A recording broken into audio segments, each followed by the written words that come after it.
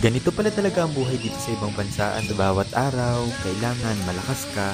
Sa bawat araw, kailangan pasahin mo yung sarili mo. Sa bawat araw, masakit man yung likod mo, masakit man yung ulo mo, wala kang choice. Kailangan bumangon ka.